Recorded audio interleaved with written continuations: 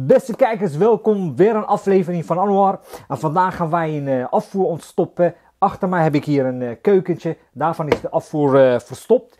En ik ga je vandaag laten zien hoe je heel simpel jouw eigen afvoer kunt ontstoppen. Het is allemaal niet zo moeilijk als je maar weet hoe dat werkt. Nou, dit is de aansluiting van de keuken. Wat ik eerst ga doen is ik ga een ontstoppingstheestuk ertussen plaatsen met een schroefdop. Dit geeft mij de mogelijkheid om tijdens het ontstoppen te spoelen. En dat is heel goed, want je bent dan het vuil aan het losdraaien, zeg maar. En dan kan je lekker gewoon met je kraan open houden, zodat je afvoer wordt vervoerd, of jouw vuil wordt vervoerd naar de grote riool. Dus laten we lekker starten. Maar dan gaan we eerst deze afvoer even losmaken. Het is maar goed dat ik dat in de gaten heb, anders hebben we hier lekker natte voeten. Kijk, dit is een hele handige PVC-knipschaar. Heel erg bekend bij de monteurs, maar bij de doe-het-zelver misschien niet. En dit is een simpele knipschaar waar je heel makkelijk recht en heel snel je PVC mee kan snijden. Zo simpel gaat dat. Moet je kijken. Nou, dan gaan we dus een manchet verbinding, verlengstuk. In het loodgietersmond heet dat een manchetsok. Ja, een beetje een rare benaming. En deze verbinding geeft mij de gelegenheid om mijn verbinding altijd los te nemen. Dus hij is los afneembaar. En ik kan dadelijk ook mijn T-stuk draaien. Dat zie je zo meteen. Dit is het T-stuk. Nou, dan gaan we eventjes met PVC-lijm verlijmen. En als je PVC-lijm gebruikt, moet je altijd allebei de oppervlakte verlijmen. In ieder geval het lijm aanbrengen. Dus dit is het mof. Dit is het stukje buis. Daar brengen we ook lijm aan. En dan gaan we hem in elkaar schuiven en zo zit hij vast. Kijk, dit is natuurlijk een schuifverbinding. Ik breng een beetje vet en in dit geval een beetje wasmiddel. En dat doet ook zijn werk. Kijk, en dit is het voordeel. Nu blijft hij beweegbaar. En dat is natuurlijk echt super. Het bochtje erin lijmen. En dit is lekker makkelijk, want als ik nu wil ontstoppen, dan kijkt hij naar mij toe. En dat is gewoon makkelijk als ik de veer erin wil voeren. Nou, hier hetzelfde. Lijm aanbrengen bij de oppervlaktes. Nou, dat is prima. Die kunnen we zo draaien. Dan gaan we aan de andere kant ook weer een sok aanbrengen. Het mooie van deze is dat je hebt 40 en 50 mm aansluiting. En dan gaan we deze een beetje op maat maken. Dit moet zijn werk wel doen. Nou, die zit goed. Nou, dan gaan we een klein beetje zeep aanbrengen. En dan kan die erin. Die gaan we zo meteen even een schroefje geven hier. Zodat die zo lekker afstromend blijft. Laten we dat maar gelijk doen. Kijk, en nu kunnen we ontstoppen. Perfect. En dan gaat zo meteen, als we klaar zijn, schroefdopje erop en dan kan je hem gewoon losmaken. Mooi hè?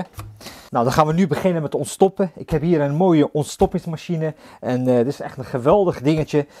En hiermee kun je dus hele dunne veren gebruiken, maar ook veer 16 mm. Ik heb hier afvoeren 50 mm. Hij gaat ook met 50 in de grond en hij blijft 50. Dus daarom kan ik gewoon veer 16 mm gebruiken. Heb je een afvoertje van 40 mm of 32, dan zou ik de veer 9 mm of 8 mm gebruiken, want als jij 16 mm gebruikt is de kans heel groot dat hij vast komt te zitten of dat je hem niet eens doorheen krijgt. Dus daar moet je even op letten. Er zijn monteurs die hebben wel eens veer 16 mm ingehaald, maar die kregen hem niet meer terug. En geloof me, daar word je niet vrolijk van. Dus we gaan gewoon lekker beginnen. We gaan dus de veer zo meteen invoeren en we gaan tegelijkertijd spoelen en dat moet dan goed komen. Nou, dit is de veer. Die ga ik in de apparaat stoppen. En dan gaan we starten. Dat is een stofzuigerslang. Daar stop ik mijn veer in. Dat beschermt de vloer tegen het roterende veer. Maar er zijn ook speciale buizen hier voor voeringen voor te krijgen. Maar ik gebruik dit zo. De stofzuigerslang. Dat scheelt mij gewoon meer materiaal wat ik in mijn bus gooi. Want ja, zoals jullie weten, die bussen zitten helemaal propvol met gereedschap. En de klant die maakt er ook mee. Hij zegt, joh, is dit alles wat je erin gaat stoppen? Ik zeg, nee, de veer is verlengbaar. Dus je kan hem verlengen tot ongeveer 35 meter. Het is wel echt heel lang. Ik adviseer eigenlijk niet verder te gaan dan 15 meter. Want hoe ver je hem instopt, hoe meer kracht je nodig hebt. En Je loopt ook de kans is groter dat je veer vast komt te zitten. Dus 15 meter, max 20 meter als je zeker weet dat je afvoer goed lopen en niet te veel haakse bochten. Dus we gaan gewoon lekker starten. We gaan de kraan heel voorzichtig open doen. In de eerste instantie. En als je gaat ontstoppen, zorg ervoor dat je het veer ongeveer 10 centimeter in een curve houdt. En dat je hem heel lichtjes aandrukt. Ga niet tegenwerken. Op het moment dat je gewoon weerstand voelt, laat hem zichzelf erin roteren. En ga niet hard duwen, want daardoor kan je veer die kan knakken. Of dat je juist een afvoer kapot brengt. Dus heel voorzichtig te werk gaan. Ik ga wel even een andere handschoenen aandoen. Deze handschoenen hebben een harde cachetlaag. En dit is gewoon makkelijk, want die veer glijdt dan gewoon makkelijker.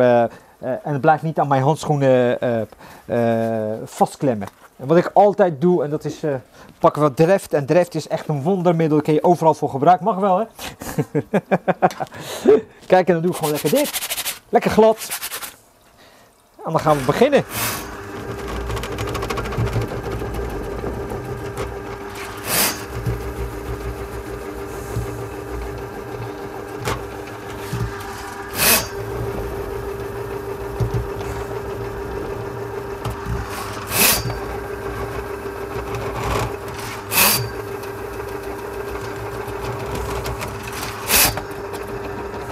Nou, dan gaan we de veer verlengen.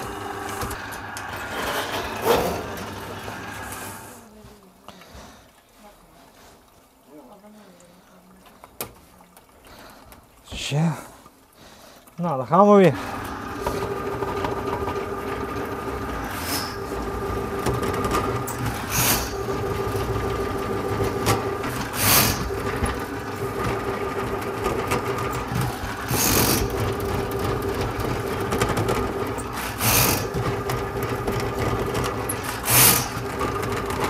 We zijn er ongeveer 11 meter erin gegaan. We gaan nu de veer eruit halen. En ook als je je veer terugneemt, roterend terugnemen. Zodat je ook extra je afvoer reinigt. Kraan weer open.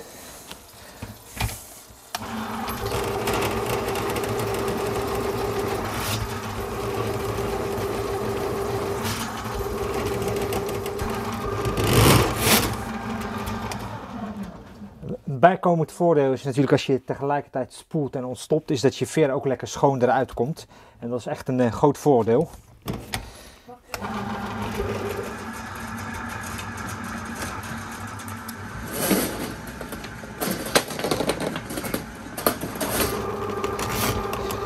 Zo.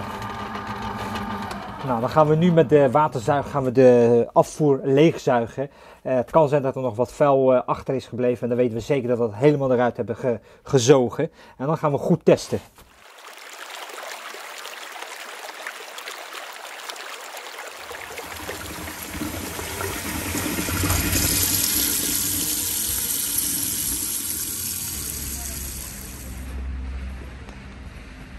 Zo jongens, dat is weer gebeurd. Vind je deze video leuk? Geef dan een dikke duim omhoog.